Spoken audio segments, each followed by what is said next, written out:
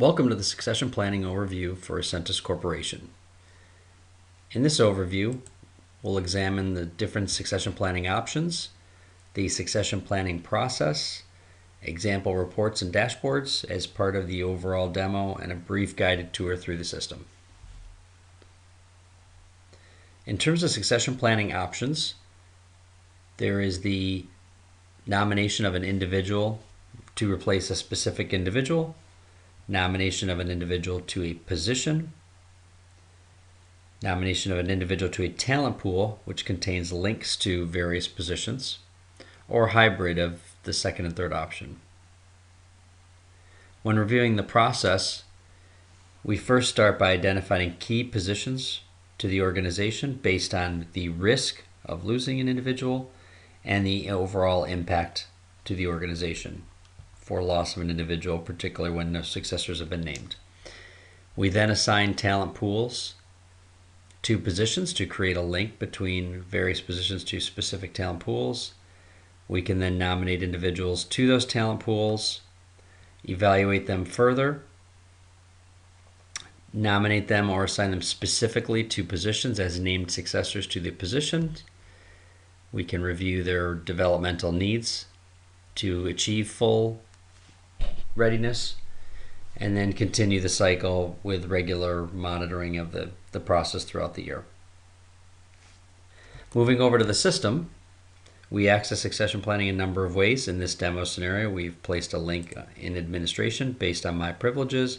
I can access a succession planning dashboard, which can be tailored to whatever information I would like our succession planning team to monitor.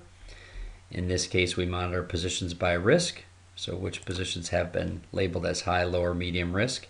Accessing those, you can see here, these are the high-risk positions. By clicking on any of the available links, I can then drill in and see the position further. This takes me to the administrative area for a position, where I can see competencies, assessments, current incumbents, and successors. And if I scroll down to the bottom, I can see the associated talent pools that this position is linked to. So this is linked to the sales leaders talent pool. It is a high risk position and is an active position. Returning to the dashboard, I can also see successors by position. So here we can see that I've got two candidates named as possible successors for VP of Sales. Clicking on one of these links will show those available candidates. And again, clicking on a link will take me to that individual. This will show me the profile for this individual based on the information I'm able to see due to my relationship. So in this case, I see an admin view. I can see also a public view for other individuals. We can associate other views for this process as well. Over to the left, I will see the areas that have been turned on for me, and again, given my permissions. So I can access career plans, which is where I can see specific the talent pools that this person has been nominated for, potential rating, low, medium, high, whatever my rating scale is there, and specific positions that this person has been nominated for above and beyond the talent pool, general talent pool. We can also tailor what information associated with those career planning items, such as readiness or readiness dates, any particular notes, so on and so forth. You'll see over here, additionally, I can set mobility preferences, view education, all of this above and beyond information I can access on the general page, which can be customized. Additional note here is the development plan, which can be established if I would like to associate this to preparation for a position, and I can add individual goals, developmental goals that can be added here and potentially rated as well if need be, which is optional. Drilling into the specific goal once it's been created.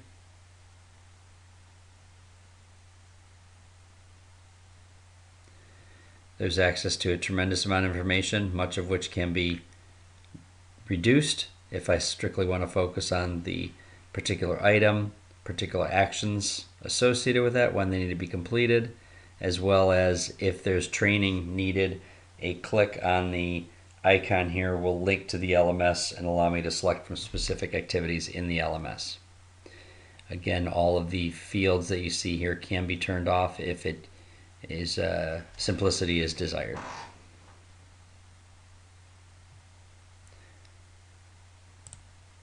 Returning to my successor dashboard, you will see at the bottom of the screen we have additional areas set up.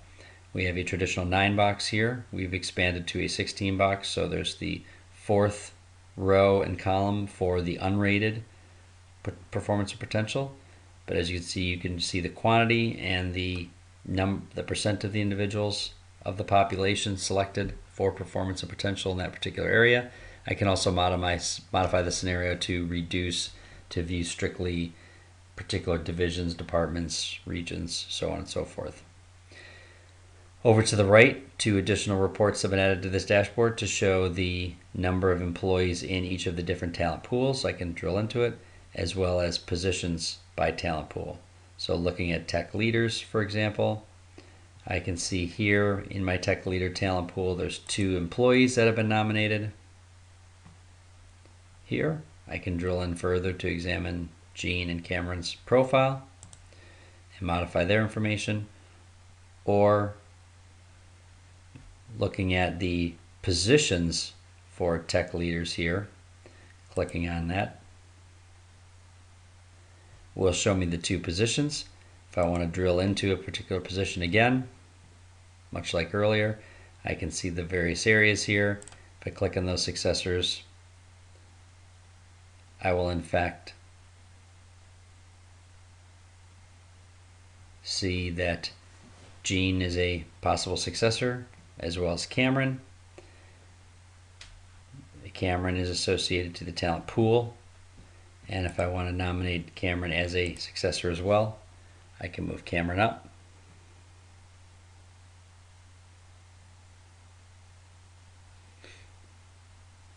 To that successor position. If I would like to compare those 2 or possibly seek out other candidates, I can access the analytic portion of the system. Under reports, we have added a choice here under the analytics called competency analysis. You will not see most of these additional choices here. We can simplify that menu. When I come in, I'm going to reset the filter so that all competencies, all positions are showing. I can then drill down if I'd like to and filter by core leadership or position specific competencies. I can filter by a number of other criteria you can see here, by the category of competency, by positions, by employees in positions, different ratings, departments, regions, so on and so forth. In this particular scenario, if we look at development, I can see all of the competencies for the specific positions associated to development. I can see Jean and Cameron and their ratings here, and can compare the specific position-specific competencies.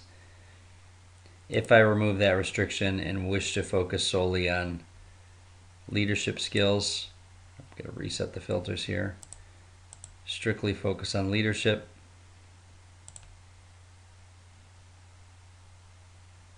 It will then narrow down all of my individuals that have been rated on leadership. Here you can see Jean and Cameron. And I can compare the ratings. Jean primarily proficient, and Cameron with advanced or experts in the majority of the leadership capabilities.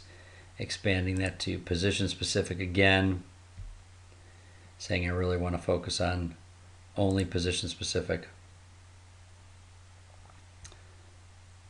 I can then look at all of the different technology related competencies to look for either between these 2 candidates or additional candidates as well. So returning here, I can then prioritize the rankings as well as readiness by simply editing here.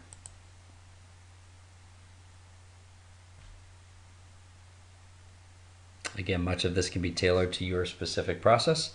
We look forward to receiving any questions, and we'll be happy to show a more personalized demonstration at your request. Thank you.